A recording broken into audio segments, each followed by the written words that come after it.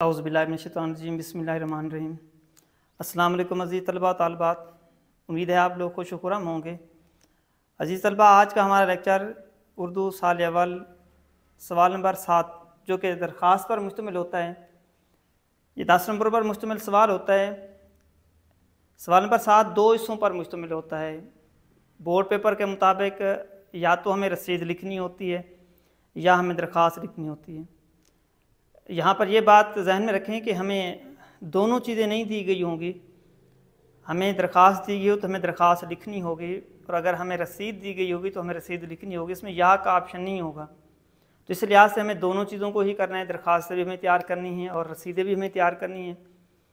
कभी ऐसा होता है कि जी कि दोनों वक्त में रसीद आ जाती है, कभी दोनों टाइम में दरख्वास्त, कभी एक टाइम में दरख्वास्त तो एक टाइम में रसीद आती है। तो इस लिहाज से हमें दोनों ही चीज़ों को तैयार करना है।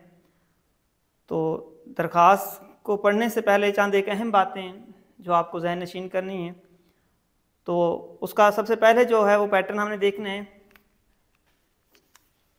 सवाल नंबर 7 हमने लिखना है, उसके बाद हमने दरख्वास्त नवीसी की हेडिंग देनी है।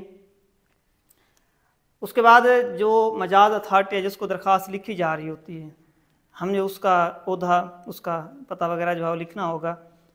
हमारे पास जो पहली दरख्वास्त हम पढ़ रहे हैं वो हमारे पास प्रिंसिपल के नाम है फ़ीस माफ़ी के लिए। तो जो मुतलका इदारा होता है उसके जो सरबराह होते हैं उसके नाम दरख्वास्त लिखी जाती है। तो हमने सबसे पहले लिखना है बखिदमत जनाब प्रिंसिपल गवर्नमेंट कॉलेज। उसके बाद इदारे का नाम हमने ज़हर नहीं करना होता, तो यहाँ पर फिर हमने अलिफ बे जीम लिखना है। कुछ बच्चे जनाब और साहब ये दो लिख देते हैं, तो उनमें से एक चीज़ लिखनी होती है। या तो आप बखिदमत जनाब प्रिंसिपल लिखेंगे या बखिदमत प्रिंसिपल साहब। साहब और जनाब ये दो इकट्ठे अदबी कलमात हैं, तो कायदे के मुताबिक इनमें से किसी एक का इस्तेमाल किया जा सकता है। तो बच्चे यहाँ पर आमतौर पर एक गलती करते हैं। इस चीज़ को लिखने के लिए बखिदमत जनाब प्रिंसिपल यहाँ हमने कॉमा लगाना होगा, सख्ते की अलामत। उसके बाद गवर्नमेंट कॉलेज यहाँ कॉमा लगाना होगा, उसके बाद अलिफ बे जीम, और उसके बाद आखिर में हमने ख़त्मा का इस्तेमाल करना है। अब 1 नंबर हमें इसका मिलता है, ये जहन में रखने।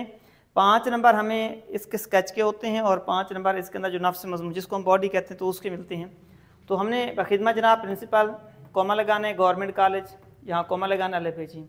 उसके बाद हमने उन्वान देना होगा, मुख्तसर मगर जामी उन्वान देना है। उन्वान की हेडिंग देनी है, इसको अंडरलाइन करना है, दरख्वास्त बराए फ़ीस माफ़ी। तो ये मुख्तसर सा उन्वान आपने देखना है। उसके बाद जिसको दरख्वास्त लिखी जा रही है उससे मुखातिब करना है, जी जनाब आली। अक्सर बच्चे ऊपर अलामत लगाते हैं, यहाँ अलामत नहीं आती, अलामत इसके सामने आती है। ऊपर वाली जो अलामत है ये गलत होती है, तो इस चीज़ का ख़ास तौर पर ख्याल रखना है। उसके बाद सबसे पहले आप दरख्वास्त जिसको लिख रहे हैं तो उससे अपना तारफ़, उससे मुखातिब होंगे।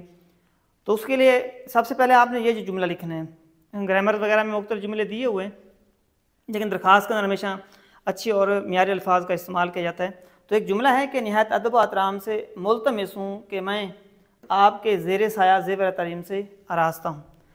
फिर इसके बाद आप उसे बताएंगे कि वो किस सेशन में आपने उनके पास दाखिला लिया, और जो आपकी मुतल्लिक मालूमात होंगी वो आपने देनी है। उसके बाद फिर आपने जो मुद्दा या मकसद होगा दरख्वास्त लिखने का वो बयान करना है। अच्छा, दरख्वास्त आपकी 3 पैराग्राफ में लिखी जाती है।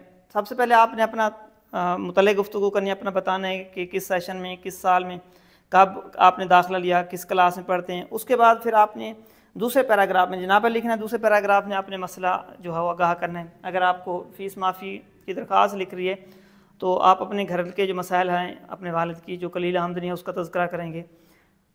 फिर तीसरे पैराग्राफ में उस मसले के हल के लिए जो गुजारिशात है वो की जाएंगी। इस तरह से दरख्वास्त आपके 3 पैराग्राफ के अंदर जो है वो होनी चाहिए।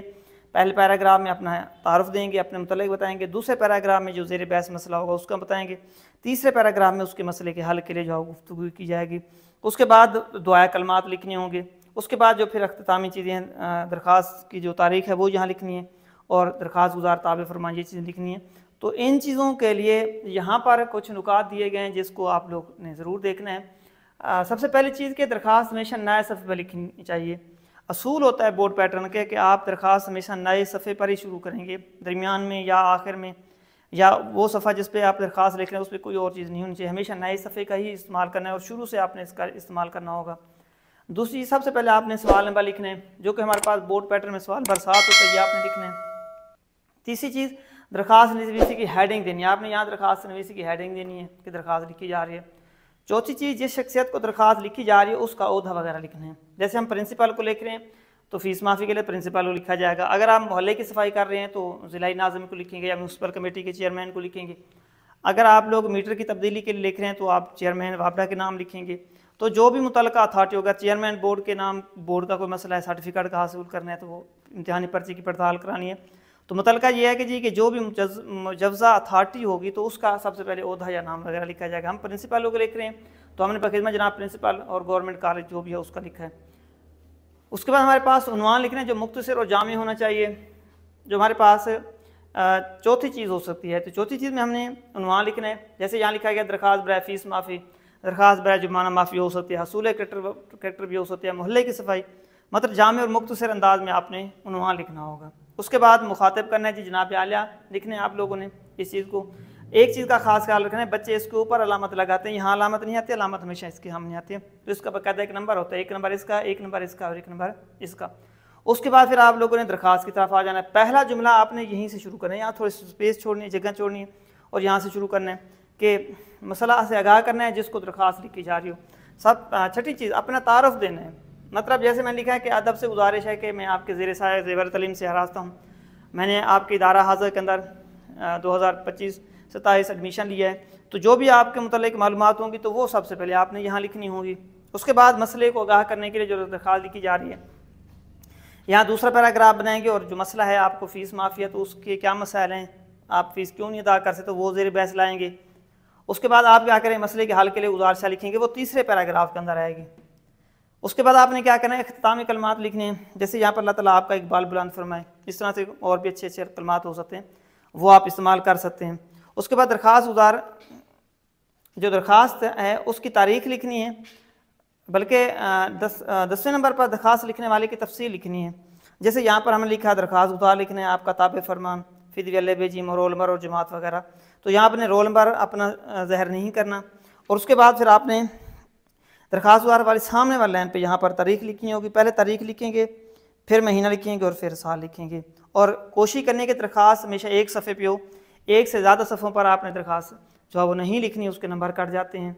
और 3 पैराग्राफ बनाने हैं और इसी पैराग्राफ और इसी ही पैटर्न को जो आप फॉलो करना है। तो इस लेक्चर के आखिर में आप लोगों को जो 9 10 नंबर बोर्ड में आप बच्चों को मिले हैं तो उनकी दरख्वास्त लिखने का जो स्टाइल है वो भी आपको दिखाया जाएगा। तो अगर हमारा लेक्चर अच्छा लगा हो तो आपने हमारे YouTube चैनल को सब्सक्राइब करना है और कमेंट्स में अपनी राय का इजहार ज़रूर करना है।